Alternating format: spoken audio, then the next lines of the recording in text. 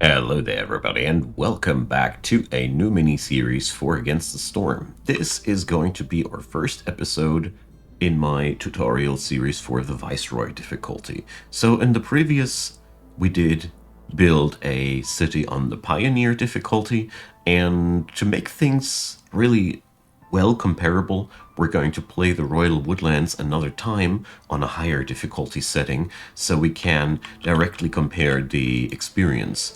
If you are currently playing this on yourself, I would highly recommend you to wait with the Viceroy difficulty until you have at least unlocked a couple of upgrades here. Namely, first and foremostly, consumption control goes in very, very handy. And the trade routes upgrade is very useful, and the additional cornerstone choice is also very, very good. The neighborhood upgrade is very important, and the additional blueprint choice. The rest of these are more or less optional, but these upgrades, they do help you so much. But we're going to do it on Viceroy anyway. It's doable. It's just easier if you have the other upgrades unlocked already. We're going to cover these upgrades though in the next mini-series on the first level of prestige then. So, Viceroy. Viceroy introduces together, well, let's put it here. Veteran is one level up with more severity on the storm. And if we go Viceroy, we have more severity behind the events. Basically, this is all about the hostility level that builds up. I'm going to explain that once we're there. When it comes down to starting caravan here, we have two choices. The last time I didn't go into that deeper. Today we're going to analyze the starting gear here a little bit more. In this scenario, we got two parties, one with 7 people and 40 pieces of food and 20 pieces of food that we can't process directly. Over here we have only 6 people and 10 tools. These 10 tools are worth much more than the grain here.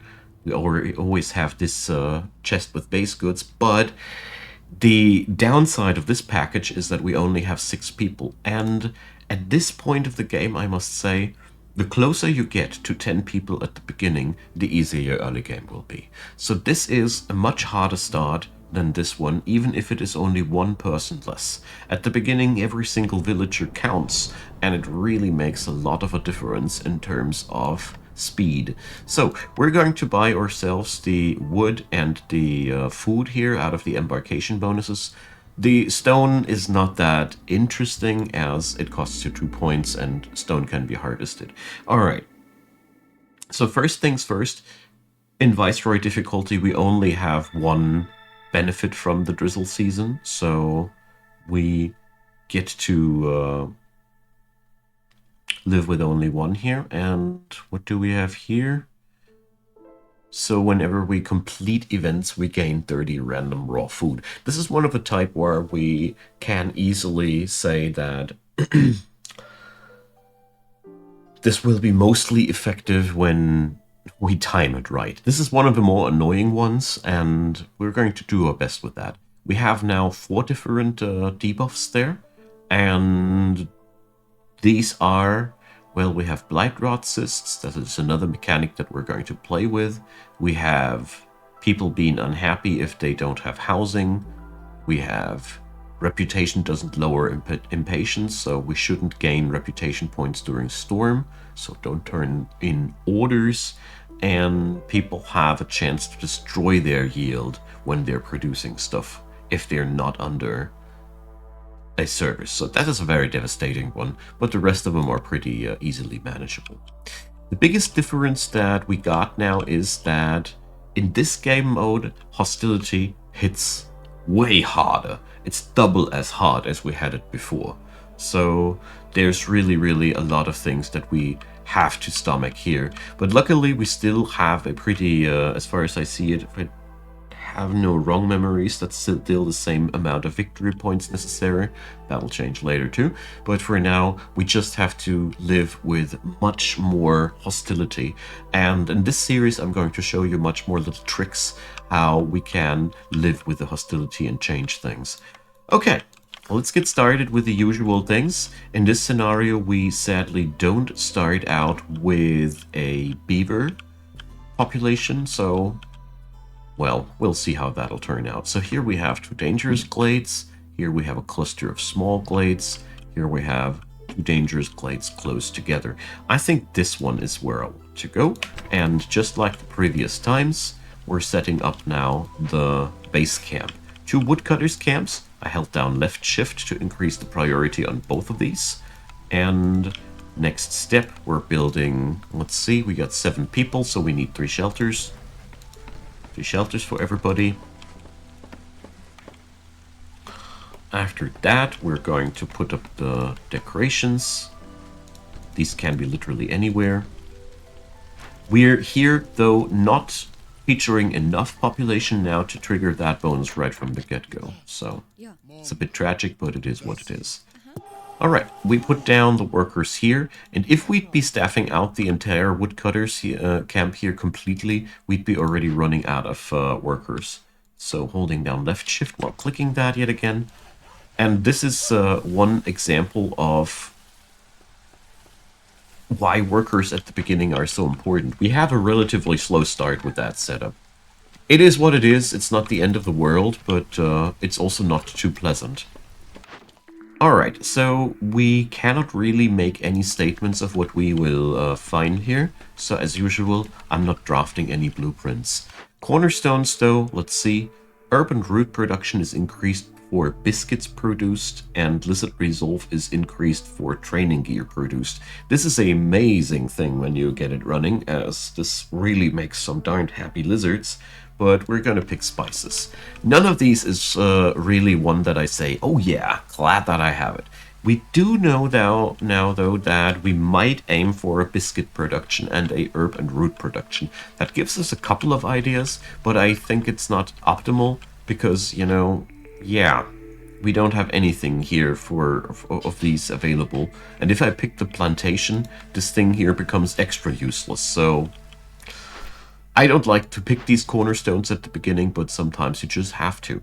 So we have to deliver either flour or deliver building materials. Here I go after the bonuses. Building material packages can be made always, and the +1 on plank production is always majestic. So here, let's see. Insect production plus can be nice, but we're not guaranteed to have jerky, so we go for the trading post and ember quest. Human resolve to 25 versus glade event completion. Well, here I'm taking the glade event completion. By all means, we will always have 3 glade events completed at some point in the game. Alright, with only 1 worker available, I dare to go with the time a little bit further upscales. And we're going to increase the priority of the houses, and in the meantime set up collection camps for these nodes here, and set up the usual basics. Crude workstation, and the makeshift post. Alongside with a couple of roads, and there goes our standard starter cluster. Nothing special.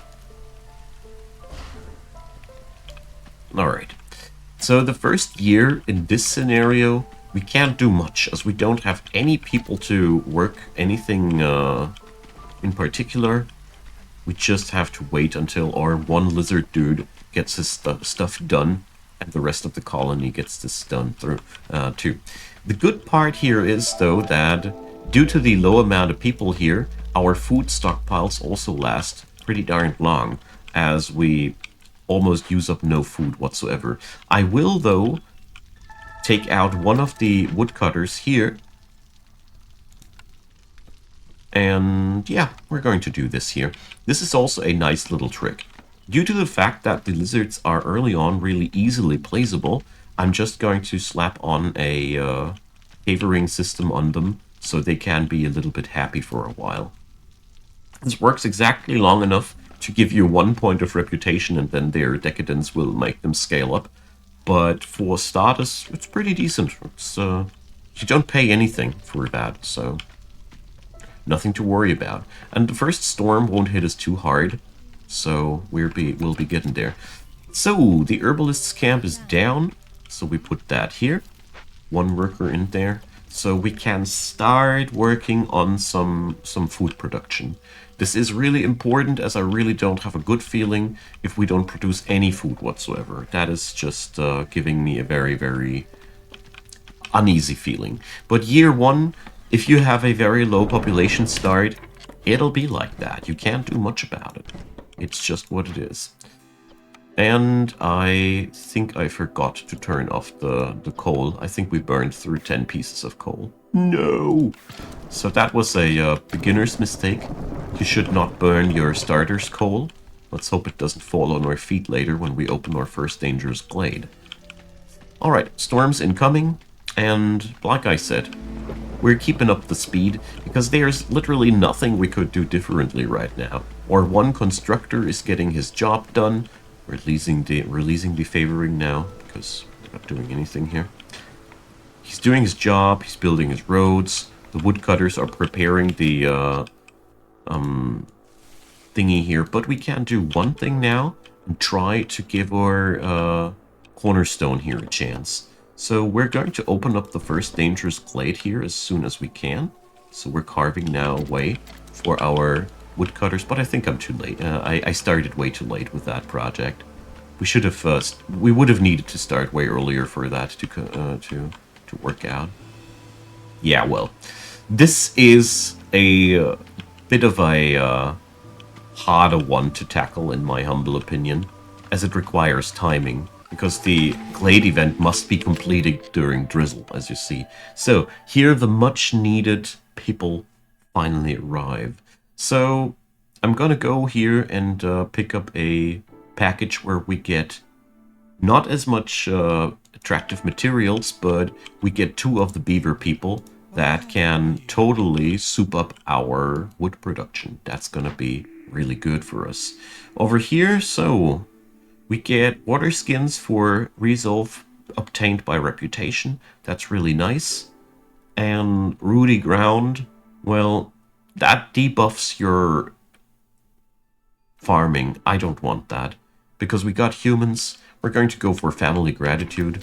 Let's see how well that'll play out. We totally will gain a profit out of that for starters. Okay, so let's slow down the game once more. We got no building projects and we got workers that aren't assigned. So first off, there was one worker that wasn't assigned. I was over-exaggerating. So we're going to start whacking open the glade.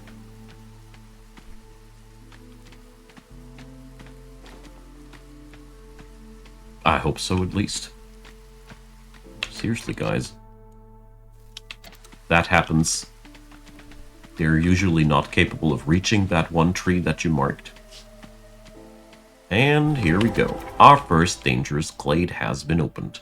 So we found a large patch of dewberry bush, small moss broccoli patches, large flax field, fertile soil among many things, a lumber mill, and escaped convicts. Okay, so that gives us a couple of ideas. We could go for a forager's camp here, and I am very inclined to do so as we gain this ability. Well, wait a sec, no, forager won't work, we need herbalist. So good thing that I double checked. Forager would be this moss broccoli, but we can't pick that up without any extra building. So I'd say my dice roll falls to the plantation. Here is really tragic that I can't utilize my cornerstone, but this is something I can use right now pretty directly. These are things that I probably can use. And when it comes down to drafting, probably doesn't cut it. Absolutely not. Now then, we got a brickyard versus a weaver. So at this point, I will absolutely pick the brickyard because crystallized dew is really some production that you don't have easily access to at the beginning of the game. This is one of the most powerful and important materials that you can have for tool production. Anyways, so that last draft, I don't know what to think about it, so we're going to hold it back for now. As usual, we got ourselves now the blueprint for a plantation, and we got ourselves a problem at hand that we need to resolve. And we almost got no workers here.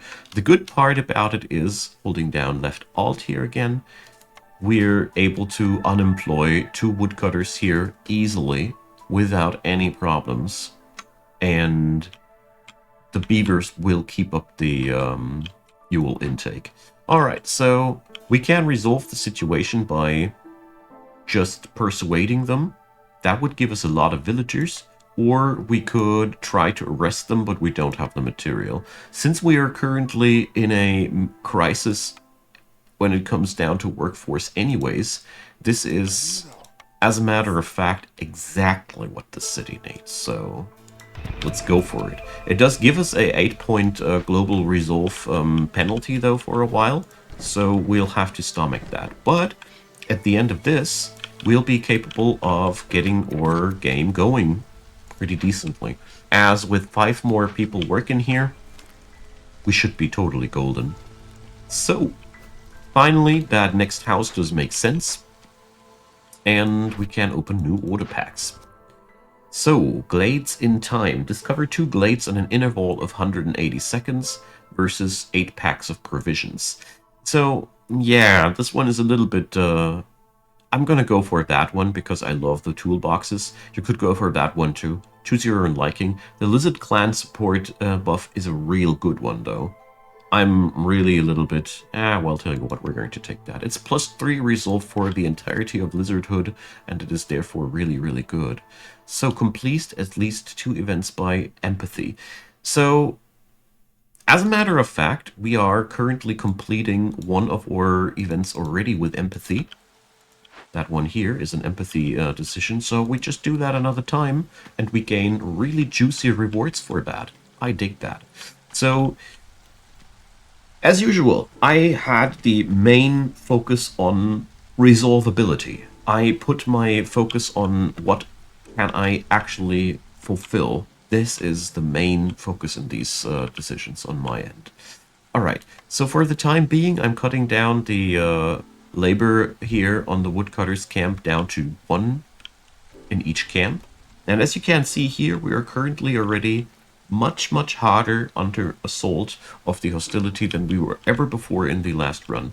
Just by default, because everything weighs so much more. We also got now workers. So first things first, we deactivate the pipes. We put every one of these on a limit of 10. And we start working on these now. So we don't have the necessary materials at most ends, so we can release one of the workers and put one of them into the stonecutters camp, as this is what we're going to need for the time being.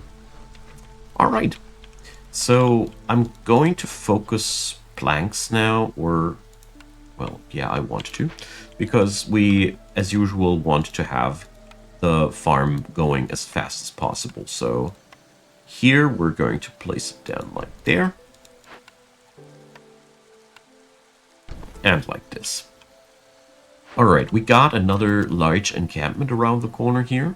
We could welcome new people or send them back to the citadel. Just like in the last episode, or in the last run, we're going to wait until we know what we want to do with that. Most likely I want to send them back for the amber, but we'll see about that. The lumber mill here is a real lucky pick here, as we have here a plank producing building. That means we got our bricks and we got our planks. We just need a building for fabric now. So is there anything available here? Sadly not. The smokehouse is very appealing to me as it provides jerky. We don't have a steady influx of meat though. Or do we? Nah, we don't. So that is really a problem at this end. Our diet is composed mostly out of vegetarian things, so I think the kiln might be the wiser decision. I mean, the kiln provides brick as well, so therefore we already have brick. Coal is really good, but in a biome like this, where we get fuel via wood that easily, it ain't as important as. The provisioner, on the other hand, is where we can provide flour, but our farms produce nothing that we can make flour out of. So you notice that none of these drafts really stick, And that's the reason why I don't draft anything yet again. It is for me a very simple thing. Here, by the way, I force the delivery once the 2 planks are done. I click that button. Usually they wait until the storage is full, but here I decided I want to increase the priority of the farm, as I want to make sure that the farm's ready when the next year begins. All right, the new faces will join town any moment now. And we have a nice hearth level going on here already. This will be, I'm pretty sure, a decent spot for the next hearth. Yes, it is. So we're going to try to put that next hearth as close as possible to the other one, or probably... No, we're going to try and place it down here so we have room on this glade later for a third. Always try to plan ahead for 3 hearths, as, like I said, 3 hearths, you start with the resources for that, and it always pays off one way or another. So we'll need another house now, and we got workers. We got workers galore now, and that is just what we needed. So first things first, I want to employ other people here, because the humans have to go to the plantation. Their specialization with that kind of work is way too important, and they can fertilize the fields in the upcoming storm season already, so we'll have a nice gain out of that. We're going to employ more woodcutters here because I don't feel too well about that. And yeah, let's see how things will play out from here. We're racking up a lot of Queen's Impatience, and you might have noticed year 2 doesn't have passed with much getting done. That is because we've started with such few people. That is why I keep saying the amount of people does play a huge role in terms of your development speed. This was a major setback for the city. But sometimes you just gotta accept that. So the convicts, on the other hand, had a nice stockpile of food, and as you see here, our food stockpiles are dwindling. So it's really good that we got that berries on the plantation. I'm even deactivating their production of plant fiber, as for the time being, I'm okay. We got a flax field that we can pluck plant fibers from. We got plenty of things. I strongly recommend on the farming, choose what you need more. The mixed production can be totally okay if that's what you currently need, but you should always ask yourself, is that really what I need? Very, very important in my humble opinion.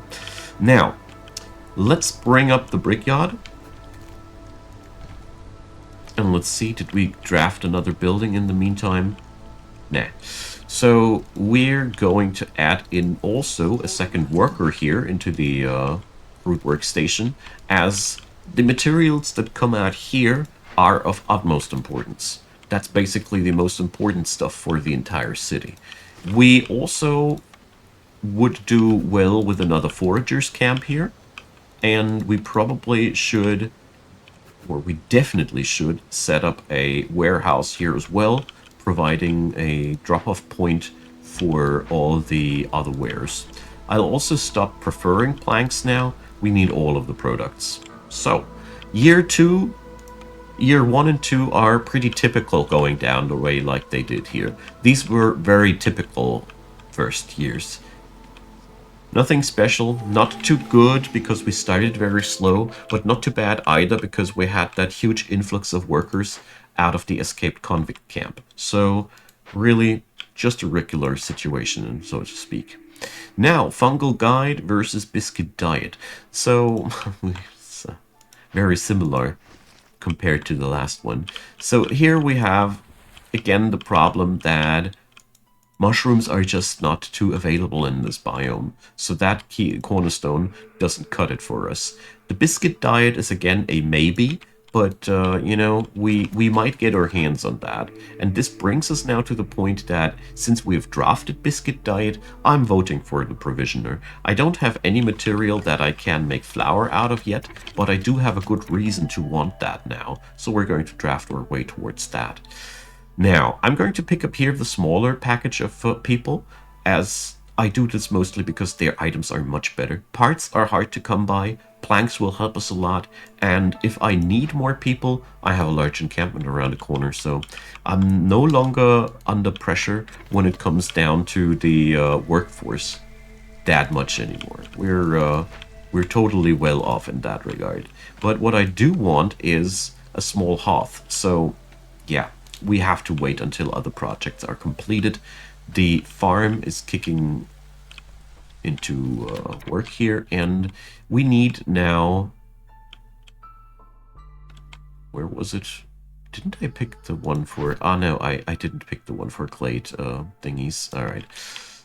So, some exploration would be in order. We're not using that forest offerings thing here yet again, but it is what it is. I don't mind that too much. We're going to go and open up the glade over here. Oh, whoopsie. That was not what I wanted. Here. I'm trying to hold... I'm holding down left shift while I'm doing this and trying to open up a as narrow glade as possible, or a as narrow cut as possible, as this will make things a lot easier, you know. Okay. Wood consumption is quite high these days, as we got the crude workstation churning out more and more planks. Which reminds me that I want to rebuild the lumber mill, but for the time being I really want that other stuff to get done first. Especially the warehouse is important, because everything that's being produced up here has to be transported currently down here, and that slows down things tremendously. This is currently a real big problem for the city, and we got to deal with that. So let's build another house to resolve the houselessness issue, the homelessness issue. And I'm keeping the workers here available. As you see here, this is by the way depicting quite nicely what the problem is. If the warehouse would have been already online, we would have had done that escaped convicts event I don't know how long already. So at the foragers camp we need human workers yet again. So we might see to that. Or we will see to that, I should rather say. The moss broccoli patches are pretty decent as they provide vegetables and insects. That's pretty nice. What's not so nice to me is that we're still living off of raw food, but you know, sometimes it is what it is, isn't it? Alright.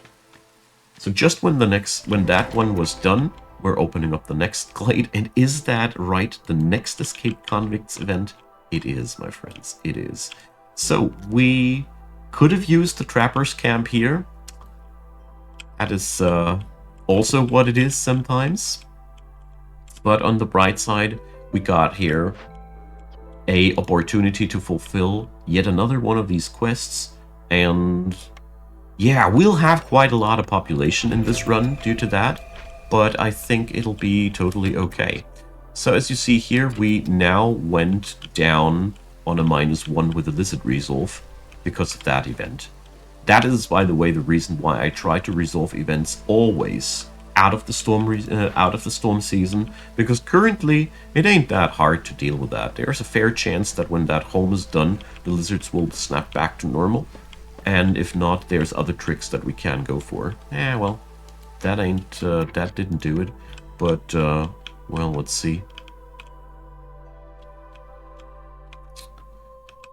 So for now, we're just going to let it roll. And if we have to act, I will bounce around with the happiness gauge a little bit. So for now, I'm not putting anybody else into any jobs, as we currently have only 2 workers available, and I want these to be busy on other projects. Although I gotta say, we don't need all the woodcutters here, so we can unemploy 2 of them. And start rebuilding that that lumber mill. So 30-second work, and we now got the warehouse up and running here, which means we will have now a lot easier time with those things. So I'm going to unemploy one of these guys from the crude workstation, and we're going to re-employ him here. And one of my human workers goes over to the foragers camp. I'm currently focusing mostly food production and getting through with the events. So yeah, why not? We're going to go for that one, as we will get ancient tablets out of that quest. No problem. And cutting open a couple of glades. You can't do that even as a very last thing in your run. So loyalty events. So loyalty is in so far easy to achieve. Well, we don't have any of these available right now. So this is one of the situations where I just say, we'll just wait it out. I don't need to choose right now. The rewards here aren't that spicy, so, well. So the lizards are now starting to get jittery, and there's still 2 minutes left on that event. The easiest way to resolve that is to just favor them for a while when things go too far. And then we get to restart the whole business with the beavers one more time. And if everything works out according to plan, the whole thing will be not an issue anymore. So here we go. And now you see the beavers resolve went low, but that ain't much of a big deal. There we go. So we don't need to rebuild this now. And by bouncing things back and forth like that, you can easily get yourself the situation managed.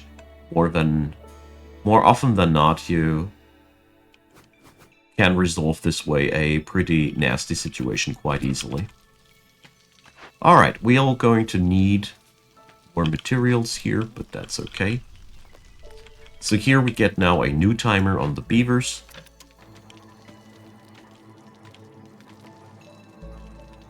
And once that goes down too far, we're dropping the favoring here again. And then it will take a couple of, a bit of time until the 5 points of happiness from the lizards drop down again. And by that time, this event is resolved already. Here you see. And now we do this. Beavers go happy again. Now the lizards go back to unhappy. But it ain't much of a big deal, because we easily have that event resolved before they go unhappy again. And this is, you know, 101 of resolve juggling, so to speak. Alright, my friends, I'll leave it like that for today. There's more than enough in store for the next episode. I hope you enjoyed. We're going to continue next episode with a darn solid foundation of a city, and I'm looking forward to that. I hope you enjoyed. Feel free to drop me your comments down below, leave a thumbs up, consider subscribing, and as usual, check out the description box. Plenty of links to go around there. There's my Discord channel, there's my Twitch, where I stream each Sunday evening in the Middle European time zone, and of course, there is also Patreon, PayPal, and Buy Me a Coffee. I'd be delighted if you'd give them a look, and all in all, these are the best ways it means to support the channel. And I want to thank everybody who took the initiative there. And last but not least, I want to thank you watching this video up until the very bitter end. Deeply appreciated. Glad to have you. And I hope you had a good time. See you all next time. Goodbye.